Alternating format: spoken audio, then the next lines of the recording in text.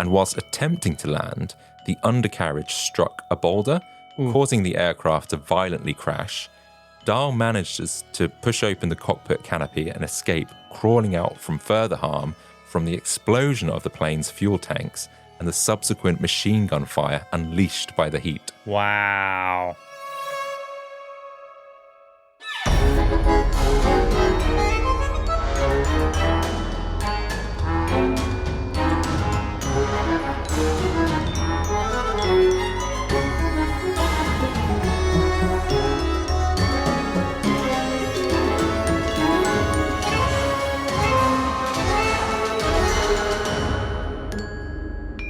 Welcome to the Compendium, an assembly of fascinating and intriguing things.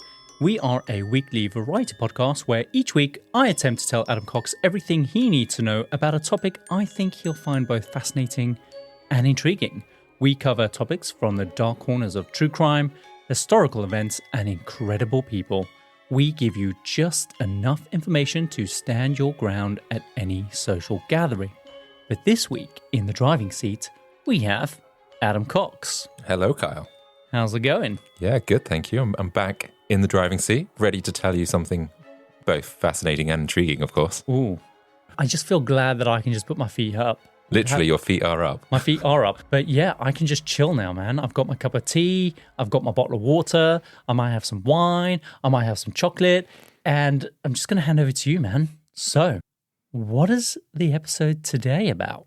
Well, in today's episode of the Compendium, I have for you an assembly of adventure, spies, and some shootle in the skies, a life before snozwangers and quagwinkles. What the hell are these words? I cannot think. Are we doing Shakespeare or something? Shakespeare? No, not quite. Do those names or words not ring a bell? Anything from your childhood? I can honestly say no. Well, they were a clue to a famous author that gave us The Big Friendly Giant, Okay. Charlie and the Chocolate Factory, Uh-huh. and James and the Big Giant Peach. We're talking about Roald Dahl. We are indeed. He's an international best-selling author with publications in 49 languages, and he's also got connections to World War II, the US President, Walt Disney, Queen Elizabeth, and James Bond. Oh, did he do it with Queen Elizabeth? Not that I'm aware of. Okay. So it's not that kind of podcast this No, week. there's no scandal as such. But his history is really quite fascinating because everyone knows him as the children's author. But before he became a children's author, there's a whole mystery and spy life and everything that he got up to in World War II. Really? So he was a spy, was he? He was, yeah. He's led a very colourful life before he started writing children's books. He's dead now, though, isn't he? He is. He died in 1990. Oh, really? That long ago? Yeah, quite a while ago. I thought it was something really more recent than that. Oh, no, he's been dead for a while. Oh, God. But he's most famous for some of those words I mentioned at the beginning because he came up with over 500 new words by mixing up letters and using kind of funny word tricks like spoonerisms and malapropisms, which involve moving letters of a word around, but it still has the same sort of context. Right, yeah. Or he comes up with a word which sounds like another word. So you kind of know what the meaning is, even if he doesn't directly explain what those words are. Sure, yeah. See, this is why I thought you were talking about Shakespeare, because Shakespeare was also famous for inventing a whole bunch of different words. The only one that comes to mind at this moment in time was like puppy love, as an example. He invented that. But he was notorious for inventing new words. So it's really interesting to see a modern day version of that. Yeah, and like Shakespeare, some of those words have now entered the English language or the dictionary, like Oompa Loompa, that's now in there. Oh, really? And I think golden ticket as well, which comes from obviously Charlie and the Chocolate Factory. I think That's not a word, though, is it? That doesn't go in the dictionary. there's something like it, I don't know, the way it is used maybe, like Sure. that's your golden ticket. So some other words that he came up with, which I think are quite fun, there's lick swishy and delumptious, which would mean tasty. Brilliant. And ucky slush and rotsome, which wouldn't be tasty at all. I see what you mean. Like, they are brand new words that we've never heard before, but it makes sense. When you say the word, I instantly know what it would probably mean. So let's quiz you on that one. I'm going to give you a word or a few words, and you've got to tell me what you think they mean. Do it. Biff squiggled. Ooh, like bamboozled. Yep, that's right. Confused Wow. or puzzled. Nice. If something was darksome. So something's dark and Mysterious and ominous. Yeah, murky. That would be it. If someone said exunkly. Oh, come on, these are a bit obvious. That is exactly. Yeah. Okay, fine. But what about gollop? Ooh, gollop. I golloped him. I ate him in one. Yeah, so there's a big gulp. Oh, okay. So yeah, it's interesting, and it's true. It does work, clearly. But before we go into his backstory, I think it's time for... All the latest things! This is the segment of our show where we segue into a brief foray into the fun things we've discovered from the past week. Could be weird facts, strange news, or just an update on what we've been up to. So Kyle, what have you got for us today? Mine, all the latest things for this week, is just basically a reminder that human nature is unchanging, and even considering the amount of time that's gone by in human history, we still really love fart jokes, your mama jokes, and anything that's just, I don't know, Childish? petty and, that kind of stuff. So I was reading on Reddit that very recently they discovered a 3,800-year-old Babylonian inscription on a tablet by a student who sent a letter to his mother complaining about the quality of his clothing. Really? Yeah, and it's really incredible. And you can imagine like a Babylonian tablet where they've got all these little triangular inscriptions like hieroglyphics or whatever. Yeah. And the content of it is really incredible. Listen to what the letter said. I might butcher some of these words, but it said, "Tell Lady Xenu, Idin Sin sends the following message. May the gods," and I love this name of the god, Shamash, God Shamash, Marduk, and Idlebrat keep you forever in good health for my sake. Which is interesting. Like, I hope you are well for my sake. Otherwise, yeah. It's so selfish. Yeah. In a sense. But it goes on to say, from year to year, the clothes of the young gentleman here, meaning at the university that he is studying at or the school, become better. But you let my clothes get worse from year to year. Indeed, you persist in making my clothes poorer and poorer, more scanty. At a time when in our house wool is used up like bread, you have made my clothes poor. The son of Adam Idahim, whose father is only but an assistant to my father, has 2 new sets of clothes, while you fuss even about a single set of clothes for me, in spite of the fact that you bore me and his mother only adopted him. His mother loves him, while you do not love me.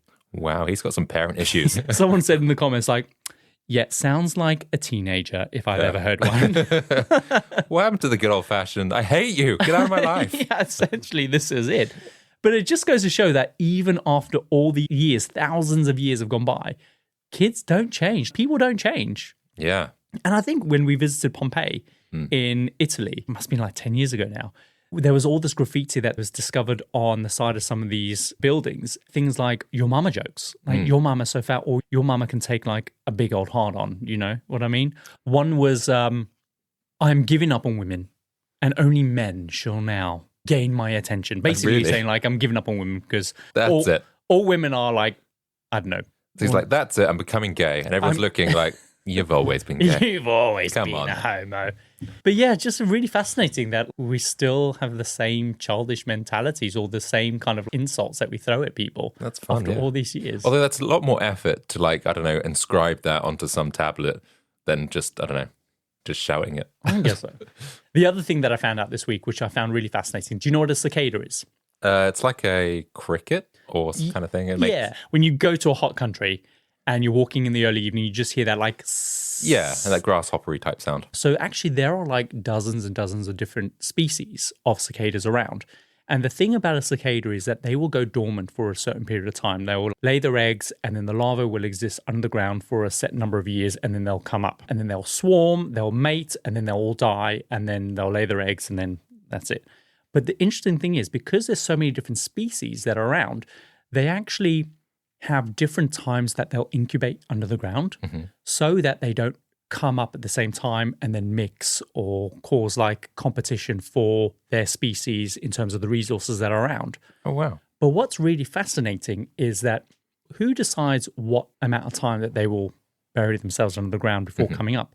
And what's incredible is that they're really crazy mathematicians because they will typically incubate using a prime number because prime numbers are less likely to overlap. So, for example, one of the species will incubate under the ground for 17 years, another one will incubate for 13 years, another one will incubate for like 11 years, 7 years, 5 years, whatever. These are all prime numbers.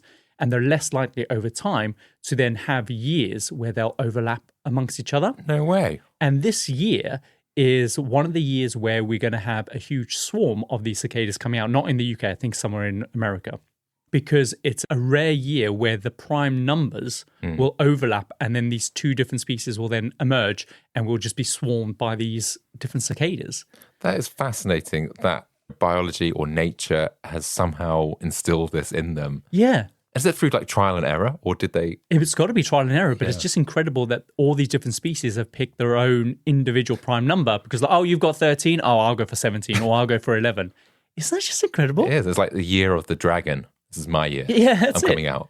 And I think there's a film that was out called Jeepers Creepers, where there's this weird Mothman kind of creature who comes out every 17 years, and he's based on the circadian rhythm type of thing, where he'll come out every 17 years to hunt and then kill and then go back dormant again. And it's kind of based on that. But isn't that incredible? It is, yeah. Cool. Fun fact for the week then. Yep, that's all the latest things for this week. What have you got for me? Well, mine's not as educational as that.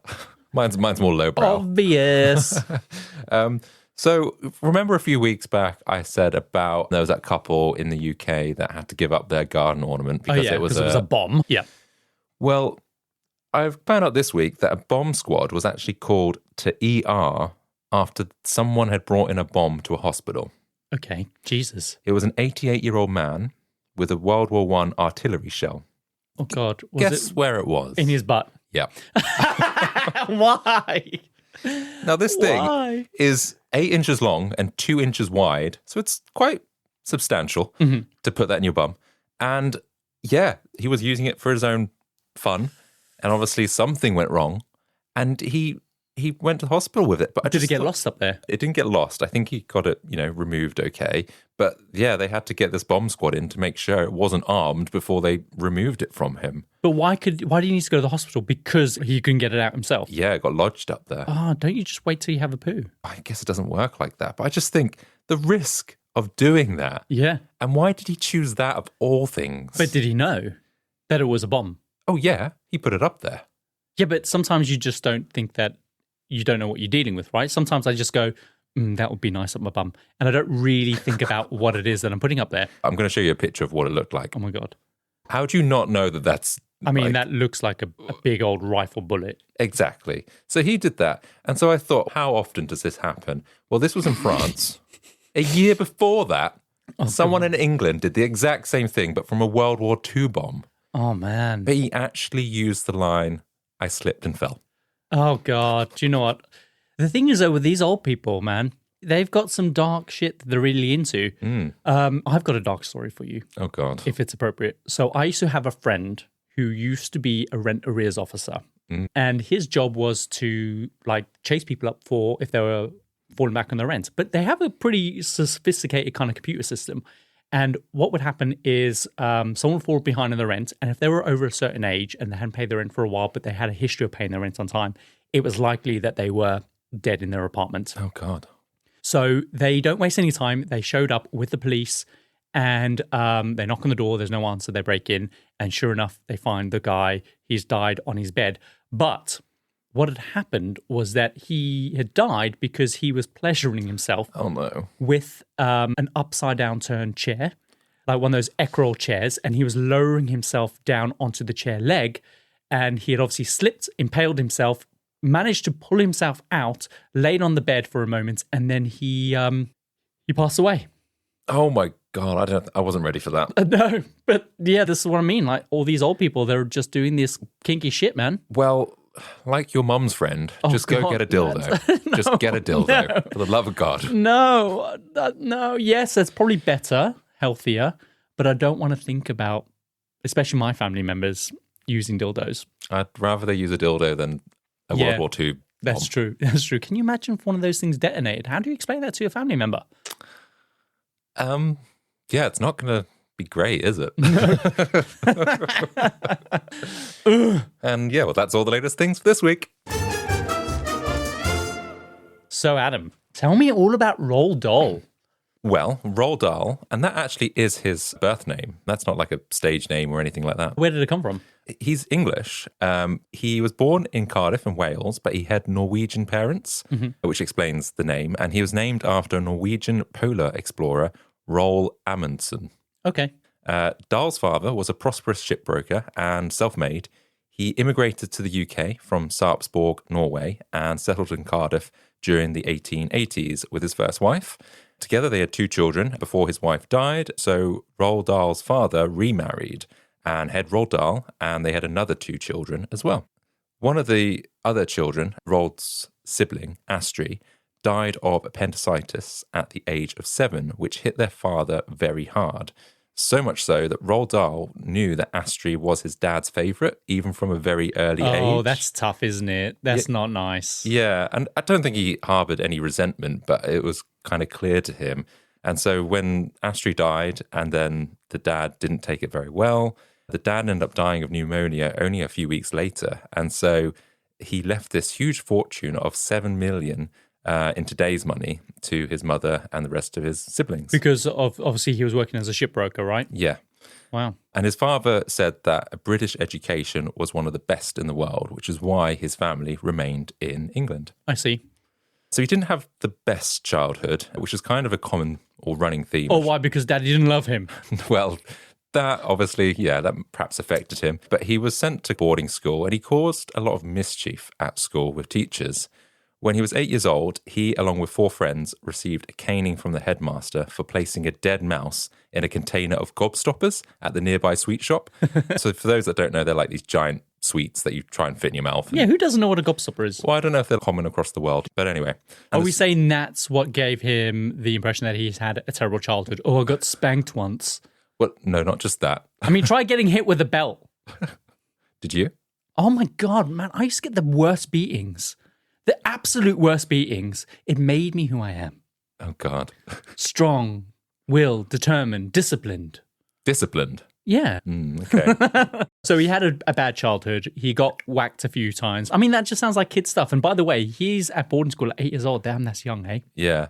Well, this sweet shop where he hid the dead mouse was owned by a woman called Mrs. Pratchett, who Dahl describes as mean and loathsome. Okay. And actually, it was her who inspired headmistress Miss Trunchbull in Matilda. Oh, is she? Yeah, God, she's a ghastly woman, isn't she? Handsome, ghastly woman. And these authority figures during Dahl's school years that he didn't really get along with, they would then be used in these characterizations in his books. Mm-hmm. And so from 1929, at the age of 13, Roald Dahl began attending another school in Derbyshire. And in his autobiography, Boy, Tales of Childhood, Dahl recounts this incident where he witnessed his friend Michael being brutally caned by headmaster Geoffrey Fisher. Reflecting on this, Dahl hated the violence he witnessed during his school years. God. And this incident actually led him to have doubts about religion and God because it was a very religious school. And he was just like, how could you do this to kids? Yeah. This is not nice. And this brutality of the caning and overall hostility from the headmaster towards children influenced the antagonists in his book, The Witches, where he referred to children as revolting. Oh, that's such a great, great story of his, The Witches. I love that one because that's one with the little mouse, right? He gets sent to a mouse. And I always remember the live action kind of replay of that one. Yeah. It's one of my favorite films. Just then, you obviously spoke quite fondly. I think these kind of stories is what resonated with children. I guess these kind of bad figures told the story from the perspective of the children a lot of the time. Mm-hmm. And a slight side note, but fun fact, Dahl's headmaster, Geoffrey Fisher, would go on to be the Archbishop of Canterbury and officiated not only the wedding of Queen Elizabeth II, but also crowned her at her coronation service. Shut up. Incredible. So that's a nice, connection, tenuous link. Yeah. So at school, Dahl certainly had no ambitions or interest in becoming a writer.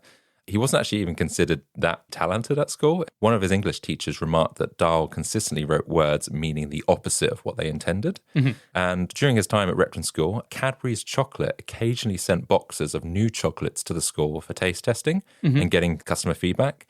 And Dahl dreamed of inventing a chocolate bar that would impress Mr. Cadbury, inspiring Charlie and the Chocolate Factory. Really? Actually, I don't know if you're going to cover this, but I did hear the other day that when Cadbury's was happening, they actually built, I think it's called, they built like an entire village called Bourneville.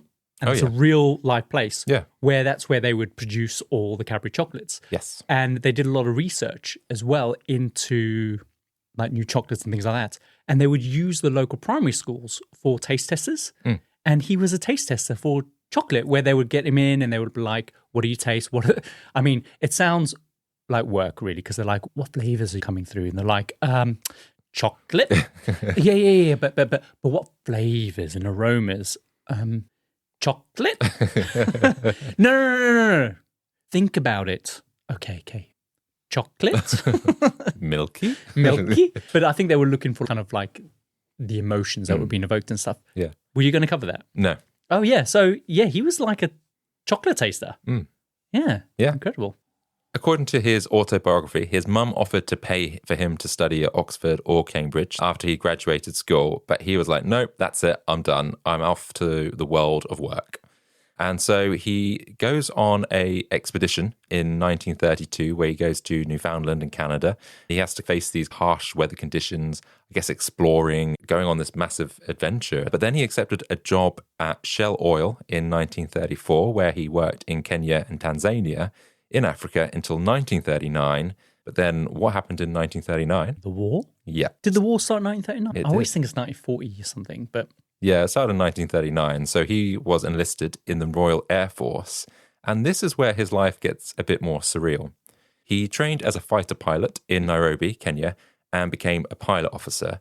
And they were desperate for pilots. As Dahl was 6'6", he was quite lanky, and it's described that he had to curl up into this fetal position with his knees tucked tightly under his chin in order to sit in the cockpit. Really? Wow. But they needed pilots, essentially, so it didn't really matter shape or size. And him, along with 16 other men that trained at this facility, only 3 of them actually survived the war. One of them was Dahl. Wow. That's horrible, watching all your comrades kind of get murdered. Incredibly, he was given the ability to fly solo after just 7 hours and 40 minutes. Was he the first black man to travel solo around the globe? That's a Friends quote, just to anyone that's going, what?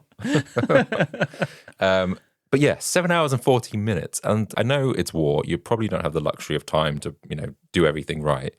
But that is a very short amount of time. Can you remember what you were like after your 8th driving lesson? No. Well, yeah. No. Sorry, no, I can't remember. We're not good enough to drive, clearly. Okay, yeah. Hey, I mean, I really drew out my driving lessons just because my driving instructor was just awesome. Yeah. So I was like, I never want to pass. I just want to drive around with you all day. We'd go to Yarmouth, we'd have some chips, we'd drive back. I'd always get free lessons, and I just did not want to pass my test. Oh. Segue. Driving lessons are so expensive these days. I don't think you'd do that now. To be fair, they were really expensive back in my day anyway. It was like 20 quid. Oh, really? Yeah. How much were yours? Oh, mine was like 16, 17. I drove with Ray. Good old Ray. Good old Ray. He's a good guy. My actual driving instructor actually lives on the estate. Really? Where we are? Yeah, she lives somewhere down that way. And I see her occasionally. And the connection that we had when we were driving together was strong, right? She barely even looks at me now. Yeah. She sees me, she knows. We know. I'm like, we shared history, man. I bet she's like, God, that's that guy that just would not quit driving school. Maybe you're right. Oh, God. I could just not pass him. But yeah, she doesn't even look at me twice anymore. I guess it was quite a while ago. 15 years or whatever. Yeah. So back to Dahl. He had this very short time to learn how to fly a plane. They didn't let him go into battles, as far as I'm aware. He just had to fly things back and forth. But he did get some further training in Iraq in a bigger plane. And this was when he was commissioned as a pilot officer. And he joined this squadron, which would allow him to go into battle in August 1940. Albeit, Dahl was kind of surprised that he didn't receive any specialized training in aerial combat or flying the Gladiator plane, which was like this type of aircraft that he flew. So training wasn't great by the So sounds of what, things. he was just like, oh, here's a plane, go off and do what you need to do. He's like, hang on a minute. Yeah. What am I doing? Where am I going? Yeah, just press this button, shoot this. I don't know. He wasn't given much training. I guess they were desperate soldiers back then. Yeah, it was conscription, so everyone had to join. Oh, God. On September 19th, 1940, Dahl received orders to fly his gladiator from Abu Sir near Ismailia in Egypt to his squadron's airstrip located 30 miles south of Mersa Mutra. Not quite sure where those places are, but that's where he had to go. You just said Egypt. Well, yes, but I don't know exactly within Egypt. But during the final part of the journey, he encountered difficulties locating the airstrip. And with fuel running low and nightfall approaching, he was forced to make an emergency landing in the desert. And whilst attempting to land, the undercarriage struck a boulder, causing the aircraft to violently crash. Dahl manages to push open the cockpit canopy and escape, crawling out from further harm from the explosion of the plane's fuel tanks and the subsequent machine gun fire unleashed by the heat. Wow. And whilst he managed to escape that explosion, he did suffer a fractured skull, a smashed nose, as well as losing his sight. And he falls unconscious. Oh, hang on, like he's blind. Well, initially he is blind, I yeah. see. And he's just incredibly lucky to survive at this point. But fortunately, he is rescued and he is taken to a hospital. This awful event and head injury that Roald Dahl received, he actually attributes to his creativity and what would set him on his path to becoming a famous writer. What do you mean? Well, we'll get to that. Okay. But whilst in hospital, he regains consciousness and he doesn't get his sight back for a further 6 weeks. So it's a very severe injury and he had this swelling on the brain. So it was a brain injury, not like a problem with his sight. I guess so, yeah, that's causing the loss of sight. Is this where you then tell me while he is delirious in his hospital bed, he receives, just like Ty Warner did with the Beanie Babies, a vision from an Oompa Loompa. An Oompa Loompa doopity-doo.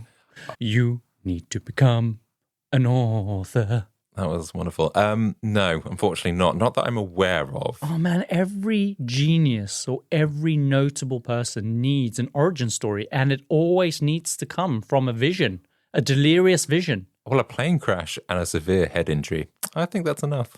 Oh, I need an Oompa Loompa. He's eventually discharged from hospital with a full bill of health and rejoins his squadron near Athens. He is involved in various aerial battles where he gets to shoot down the enemies in the skies. Mm-hmm. The most famous battle Dahl was involved in was the Battle of Athens on April the 20th, 1941, where he would become a flying ace by taking down 5 enemy aircrafts. And so that is the quota you have to take down in order to be called an ace. An ace, okay. Yeah. But his squadron during this battle was severely outnumbered and it was almost a suicide mission. Also, Dahl was with one of the most famous British Commonwealth flying aces of World War II. And get this, his name was Marmaduke Thomas St. John Pattle. What a name! I mean, any name with Marmaduke in it just elevates me. Yeah. But he didn't want to go by that. He went by Pat. Oh, God. Why would you do that to yourself? He's Pat Paddle. I guess that's maybe easier to say over the radio. Hey, Marmaduke, St. John Thomas, blah, blah, blah, Paddle. Hey, Pat. I would make people say my full name. Absolutely. As cultural man, you say my full name. So you would ignore people, they're like giving you a nickname. You're like, no, full name me, please. Yeah, I wouldn't even acknowledge it. Wow. I'd be like, my name is Marmaduke, whatever. It's a strong name. Yeah, it's a great name.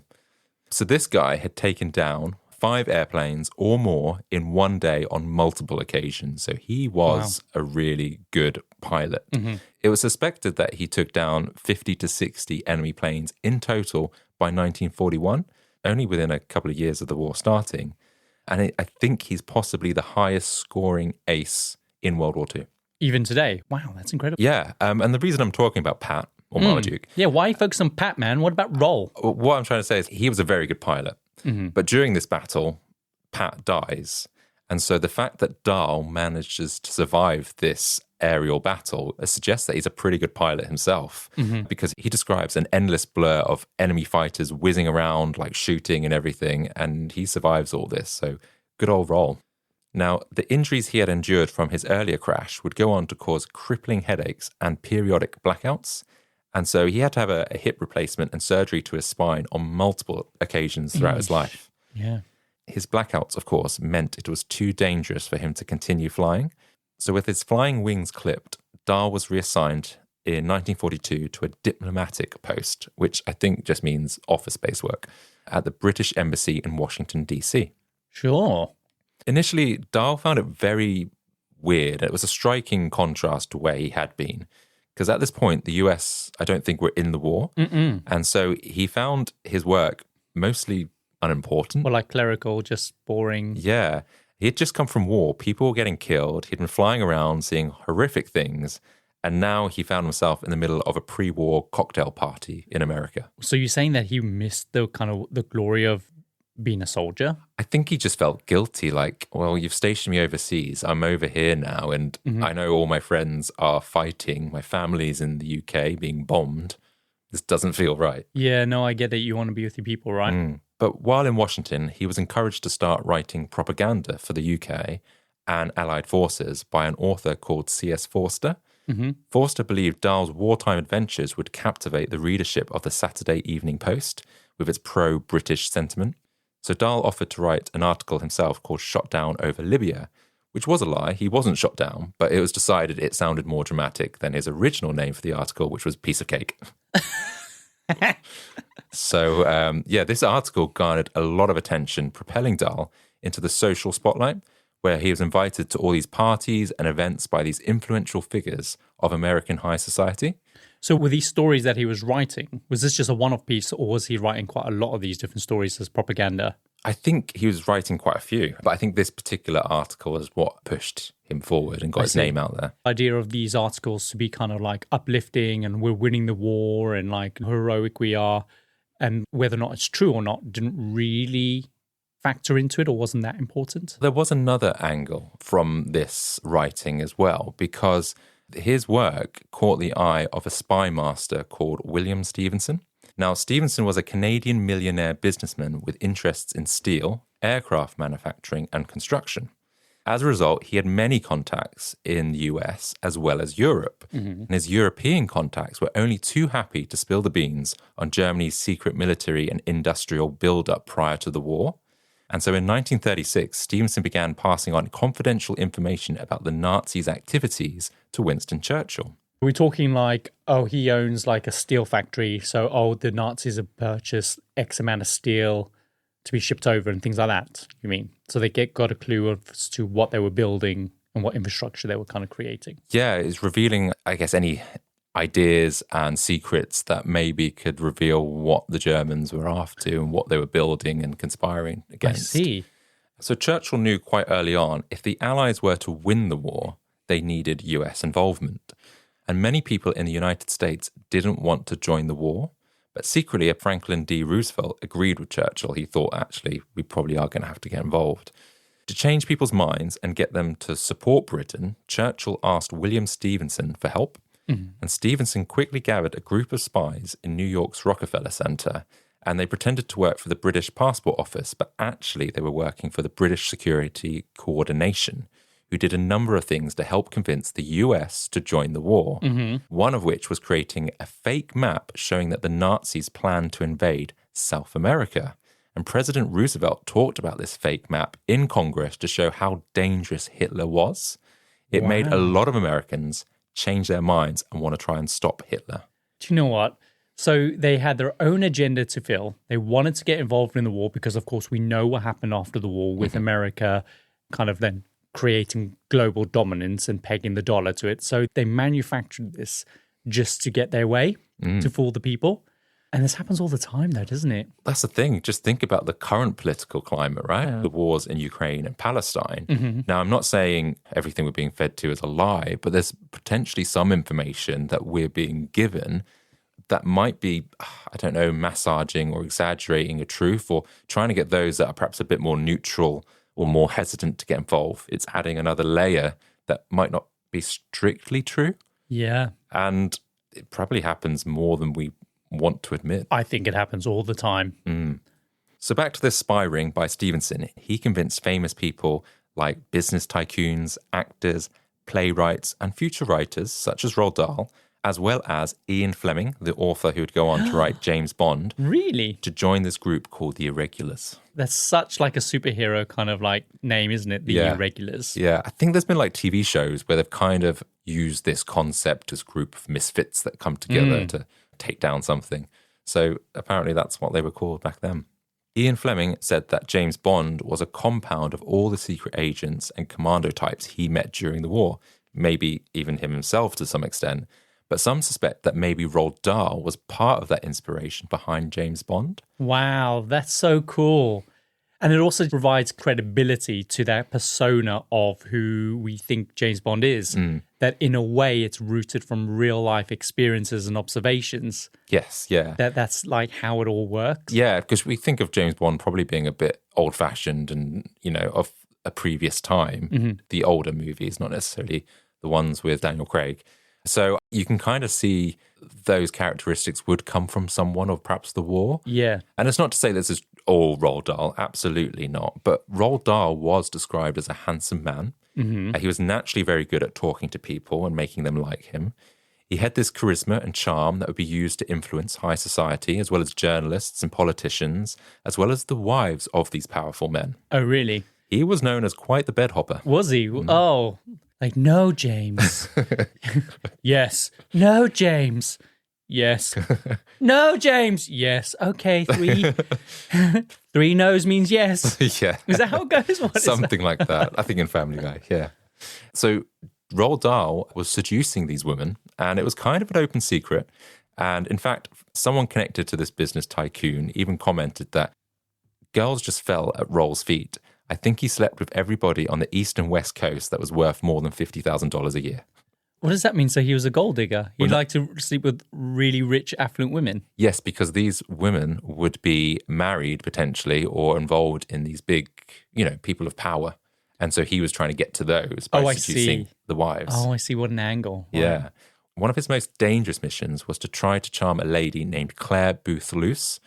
Her husband was Is Claire a bit loose? Well, actually, there is a rumor that she was in an open marriage, which is why it was kind of okay, I guess. So she had a loose booth. A loose booth. About this hoose. Hoose in the booth? What? The sweets from, you weren't here, you were in Africa. Running in the wild plains of Africa. Yeah, that's me. Yeah. It was like a sweet advert, never mind. Oh, okay. Completely over my head. Yeah. What is it? What was it?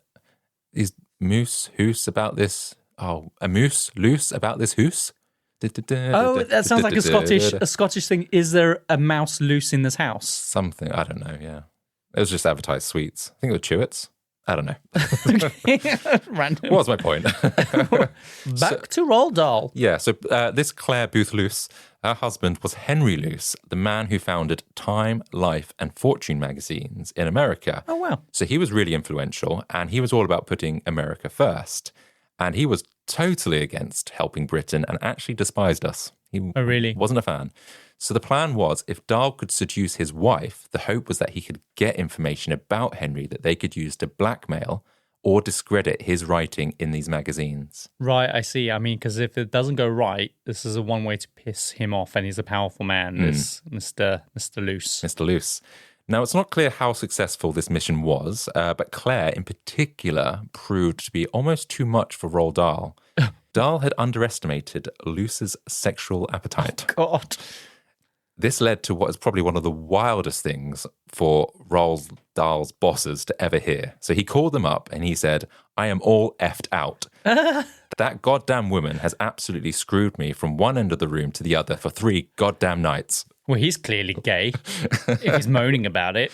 Well, he begged to be given a different mission because it was too much. He can't do it anymore.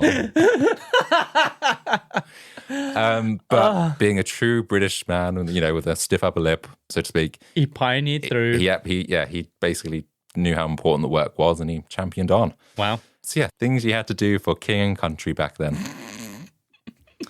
Outstanding. He became very good friends with a lot of these powerful men in America, including getting close to the vice president. He would go and play tennis with him.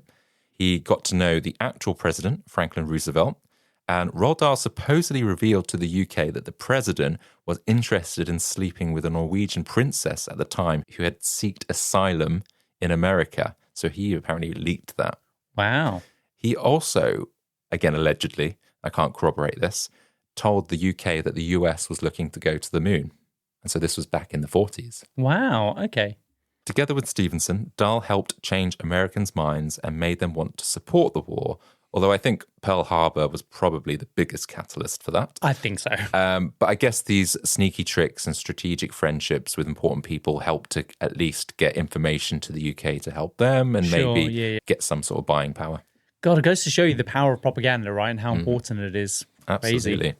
Dahl's first children's book was actually written during the war, and it was called The Gremlins. It was published in 1943. It was a story about mythical creatures that could cause trouble for Royal Air Force pilots. And that came from his time flying, where pilots, when things go wrong with their planes, they would just say, oh, it's the Gremlins. Yeah. And so that's where that came from. Yeah, for sure. Because I think there's an episode of The Simpsons where I think Bart or Homer looks out the window and they see like a gremlin like messing around with the wings or something like that. Yeah. And I've always grown up knowing that was a gremlin, like a gremlin on a plane or messing around with machinery and stuff. Yeah, so it kind of originates from this, I think. The book received really good reviews, a lot of popularity, and Walt Disney even wanted to make a movie about it back then, but it didn't really happen.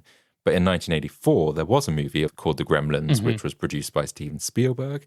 And that was loosely inspired by some of Dahl's creatures. So cool. Yeah.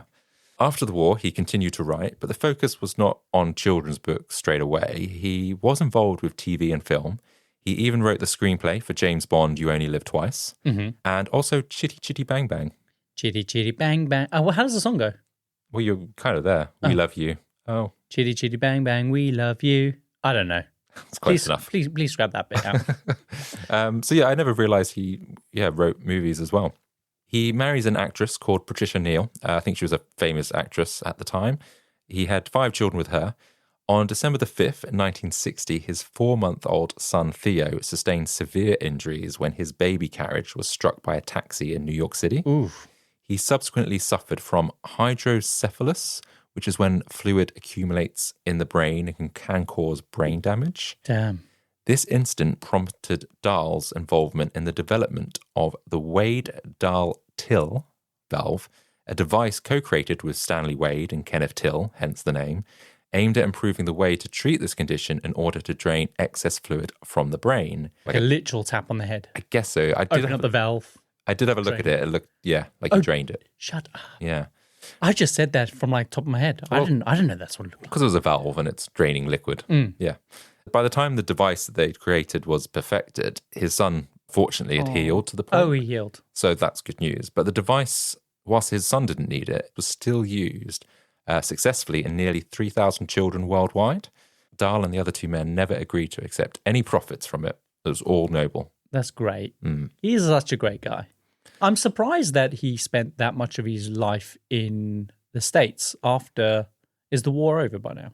Yeah, that was 1960 that happened. So I'm surprised he spent so much of his life in the USA. I thought he would have come home. Maybe he was traveling. I don't know why. But then his wife was a famous actress, so who knows? I think he lived mainly in the UK afterwards. Okay. Sadly, Dahl suffers from more heartbreak when his daughter Olivia passes away at the age of 7 due to measles in 1962. Her death profoundly affects him, leaving him overwhelmed with despair and guilt for his inability to help her. So he becomes an advocate for immunization, publishing Measles, a Dangerous Illness in 1988 in response to the outbreak in the UK. And he dedicates his book, The BFG, to his daughter. Oh, the big friendly giant. Yeah. Oh. His most notable work didn't really kick off until the 60s and into the 80s, where he writes Charlie and the Chocolate Factory, Matilda, James and the Giant Peach, The Witches, Fantastic Mr. Fox, The BFG, The Twits, and George's Marvelous Medicine. Wow, these are all huge names. And he wrote all those within 20 years. Pretty much, yeah. And I think a lot of these stories, they center around that child's point of view. They have these villainous grown-up characters who mistreat kids, but there's always like one nice adult to help them out. That's it. I was going to say that, like, the thing that unifies all these stories is that it's the kids that are always hard done by, right? There's always someone out to get the kids because adults are typically seen as the evil, darker ones, but there's always one ally or two amongst the grown-ups. Yes. So it's crazy. Yeah. It also kind of highlights this idea that as you get older, innocence dies. And with it, sometimes morality dies. You lose that sense of morality and you become this evil adult. Yeah, because it was always these good kids winning over bad adults. Oh, he's so great. Now, when most people think of Roald Dahl, they think of those kind of scratchy sketches by Quentin Blake. But in fact, he didn't actually start working with Roald Dahl until 1976. And so once that happened, I think that's when his drawings become synonymous with Roald Dahl's work. Yeah, because if I had to sum up the drawings from a lot of these books, there's a grotesqueness, isn't there? Like the long spindly fingers, lanky, kind of like really sharp noses, are very illustrative but grotesque at the same time. Yes, yes. It's so incredible and so iconic.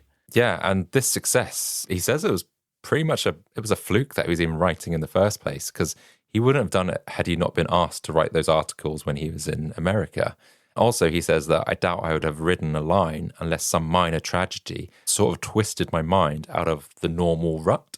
And so his work all came from that, I guess, plane crash in terms of that trauma. creativity. Yeah. So this bit's kind of gross. Ooh, I love a gross. When he later developed an abscess in his back. Okay, too gross. His response was not to get a new chair, but to hack a hole in the back of that chair to accommodate the sore. The things men will do to just not have to go to the doctor just blows my mind. I mean, I get it. Just ignore it, accommodate it. Treat it with kindness. It will treat you with kindness. Yeah, well, actually, I found that quite funny.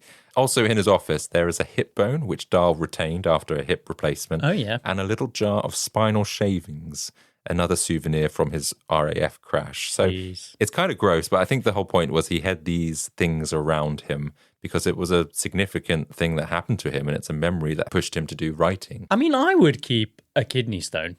Kidney stones. And kidney stones. I would, if I had a kidney stone or something removed, I would keep it. Yeah. Not if it was like a fleshy thing that would rot. Yeah. I remember my dad's friend had kidney stones, and I remember at Christmas she showed them to me in a little tube, and it was weird. It's just like little bits of gravel. How big were they? Like fish gravel, if you imagine. They weren't too big. They were like that sort of size. Did he pass them naturally? Peed them out? Oh, I don't know. I know sometimes they use like some kind of laser to shatter them, don't they? So it makes it easy to pass. But if they're really big, sometimes you have to pass them naturally or you have to have an operation. But might have been operation, I think. God, imagine doing that right out your wee hole. Oh, jeez. Kidney stones. So some of his most famous work has now been adapted onto screen multiple times and continues to be adapted, like the most recent Wonka movie. Even though he's written for adults, I don't think he's ever reached the same level of success as he had with his children's books. Oh, really? What was he written for adults? There's Wikipedia for that. Not quite sure. There's a few out there. And obviously he did some like TV adaptations of something with Alfred Hitchcock and a few other things. But if you look through either his bibliography or his kind of filmography, it's primarily the stuff that you spot in his kids' books. Is the kids' stuff, yeah. He passes away on November the 23rd, 1990, at the age of 74. Due to a rare form of blood cancer, and he was laid to rest in a cemetery in Buckinghamshire. His granddaughter mentioned that the family arranged a ceremony akin to a Viking funeral for him. Wow. And he's buried. So does that mean like they send him off on a raft, and then once he's like 200 meters out, someone gets an arrow with a flame, and they shoot it on him, and then it just bursts into flames, That's and then what I thought. He just sinks. But then, because he's in a cemetery, and because he was buried with these items that I'm about to read, I don't know what that actually means, but maybe there's just a big fanfare. A regular run-of-the-mill burial. Vikings. By being able to say it was a Viking burial just makes it sound cooler, right? Sound but cool. Actually, in reality, stick in the ground. Yeah. But the thing that is interesting, I thought, was he was buried with his snooker coups, some fine burgundy wine. Oh, yeah. Some chocolates, HB pencils, Okay. and a power saw. What? And a power saw. So these must be all things that he was really passionate about. I guess so, yeah. So the power saw, I guess he liked DIY, he liked drawing or writing, and obviously he likes wine and chocolates. Who wouldn't? Yeah, who doesn't? I mean, it just sounds like run-of-the-mill Viking stuff, you know? Yeah. Even today, children visit his grave. They leave toys and flowers as tokens of admiration. Where is he buried? In Buckinghamshire. So he's back in the UK. Yeah. Oh. But I was interested because I thought they're quite interesting things to be buried with. What would you be buried with? Oh, goodness. Do you know what? I would be, if I was old, I'd definitely want to be buried with my full set of teeth. Okay, yeah. I don't know. These are mine. These are mine. I'm dying with all my own teeth. I've made it this far. Interesting. It would be stuff that really means a lot to me, like Keith. Whether or not he's alive or dead, I want him to be buried with me. Okay. I don't know why. That's a cat, by the way. What about you? What would you be buried with? I don't know. I haven't really thought about it. I have no idea. So now I'm going to think about that. Why'd you bring it to the table if you're not coming with anything? Well, I've got some other ideas for you. Go on, then give me those ideas. Here is what some other famous people have been buried with. Go. Princess Diana was buried with rosary beads she received from Mother Teresa. She might have been buried with other things, but that was the one thing I found. That's incredible.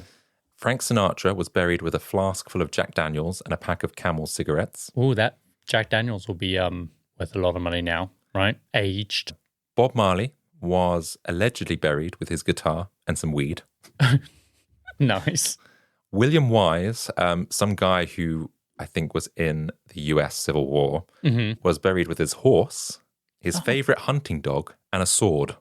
Oh, God. Like the ashes of the dog and the horse? I don't know if they were all with Did him. the dogs outlive him? Because if the dog didn't outlive him, then that's my case for Keith being buried with us, or with me. Because it was during the Civil War, I wondered if it was during a battle and perhaps all of them died. What's his dog doing in battle with him? I don't know. I don't help, PA. Yeah. Take some notes. Yeah. But he was convinced he was going to hell and wanted to track down and kill Satan. So that's why he had the horse with him. I see. That's because Satan's notoriously terrified of horses. Yeah. No, not a horse. Or a dog.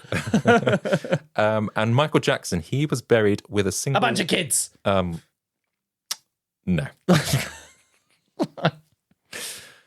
I'll start that again. Okay.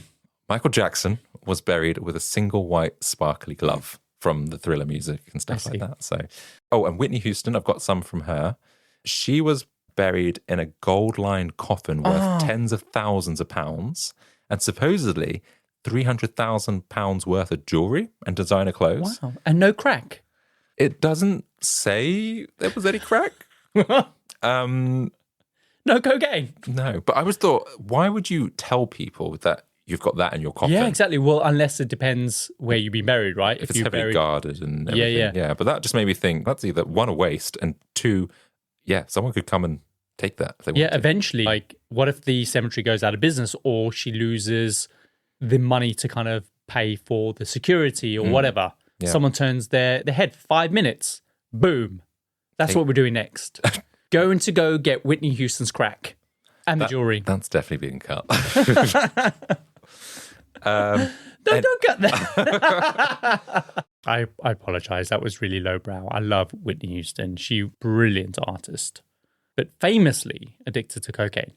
So before I end the story, one thing I think it's important to note is Dahl has had some controversy surrounding him whilst alive and after. Yes, he has. So in the past, he has made some anti-Semitic remarks, particularly around Israelis.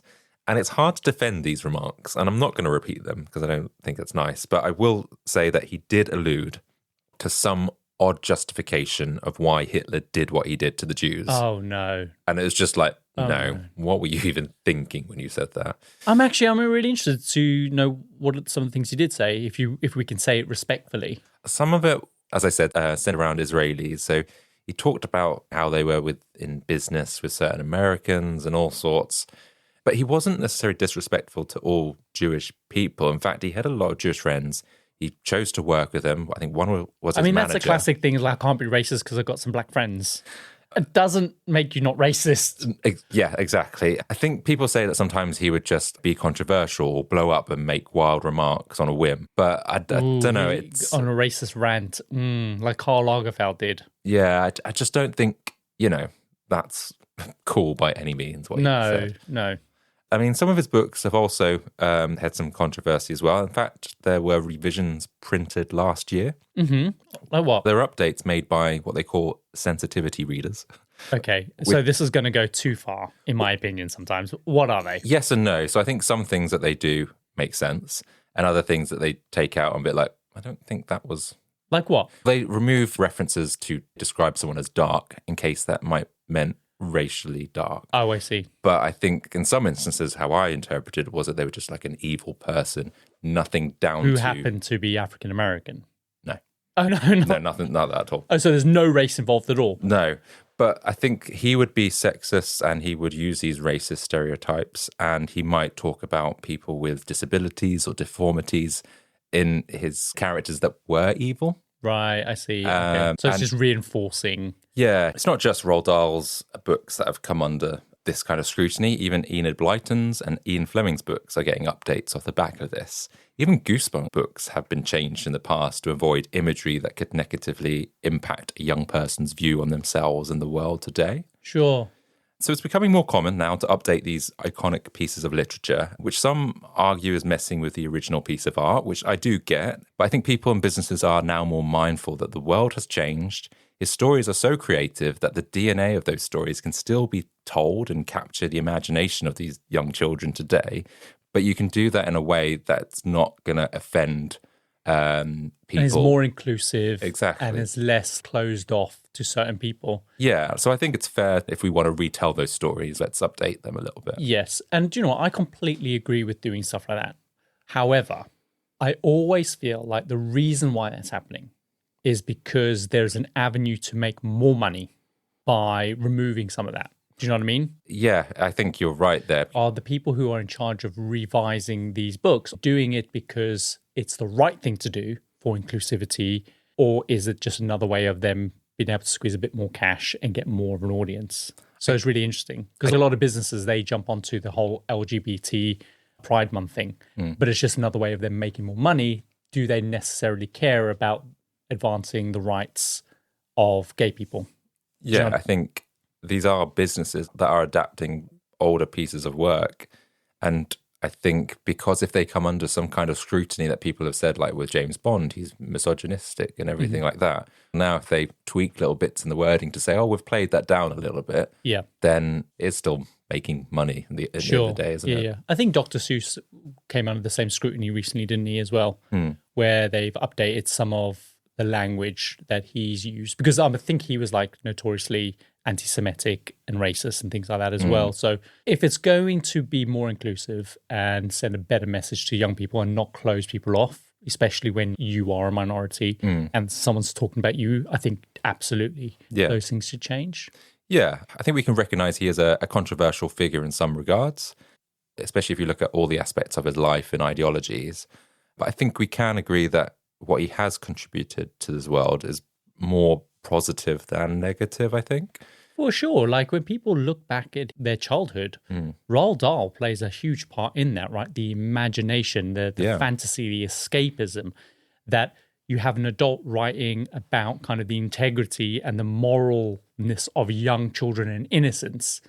Yeah, of course. Yeah. Like people always hold that close to them. Exactly. I think there's a lot of good there. I mean, he's a war hero, a flying ace, a spy, and he's fought for ways to improve children's health through his own adversity. And he's taken a horrific accident and reassessed his life and the sadness he had from his upbringing to create these really wonderful stories for children. Yeah. So I hope people can still take that whilst acknowledging some of his behavior is problematic and learn and from that, as we always should do with history, to move forward.